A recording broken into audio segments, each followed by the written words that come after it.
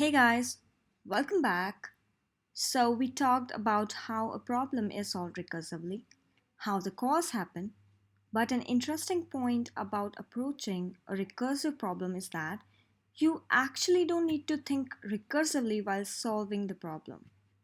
You don't need to know what is happening in every step. If you want to start solving recursive problems, you must be willing to take a leap of faith. You have to believe because assumptions will need to be made and is necessary for solving these type of problems. Now let's talk about steps that can be followed for writing a recursive solution. First is know what your function should do. Pick a subproblem and just assume that your function already works on it. And third one, using the value returned from the previous problem, that is from the subproblem, to construct the solution of original problem. And the fourth one, identify the base condition. So let's take an example and go step by step. So first is know what your function should do. You should know what the function should return and what the user is going to provide to calculate that result. For example, see this function. This function is going to return an integer sum from 1 to n. So user is going to provide the value for n and it is going to return the sum till that value.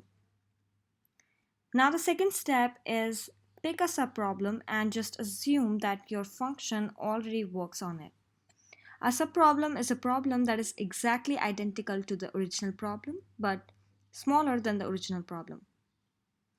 So we also talked about how to divide a problem in previous lecture, right? For example, if the first call or the top level call is for n, then the subproblem can be for n minus 1. So which you can see here we are calling sum n minus 1 to get the solution to the subproblem. So here n is our original problem and n minus 1 is our subproblem which is returning the sum from 1 to n minus 1. We are making an assumption that the sum n minus 1 will give us the sum of all the elements from 1 to n minus 1 without iterating through or going through each step. Alright, now moving to the next step. Next step is using the value returned from the previous problem to construct the solution of original problem. So to solve the original problem, we just need to add n to the sum of elements till n minus 1, right? That we're doing here, we're returning n plus solution to the subproblem.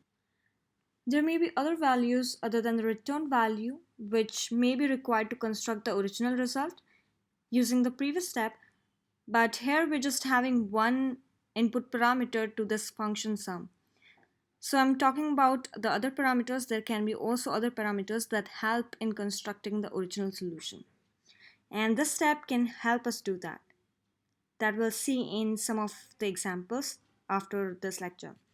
So as you saw, we took the solution to our subproblem and found how it is used to solve the original problem. And this is known as finding the recurrence relation. Now the last step is identifying the base condition. This will eventually prevent the execution to go in an infinite loop. This also provides the result to the last step, or we can say it provides the result to the smallest subproblem of the original problem. In our case, this would be n equals to 1, which is the smallest problem and can be solved without using recursive calls. So these are the 4 steps that can help us write a recursive solution to a problem if it can be solved recursively. There can be a little to and fro between these steps when you're writing a recursive program for a complex problem. You might not get all the variables or input parameters to be passed into the recursive function at first, so you have to take care that you're not skipping any variable. However, recursion is always very straightforward for straight problems. So this was all for this lecture. Let's start practicing recursion practically from next lecture onwards.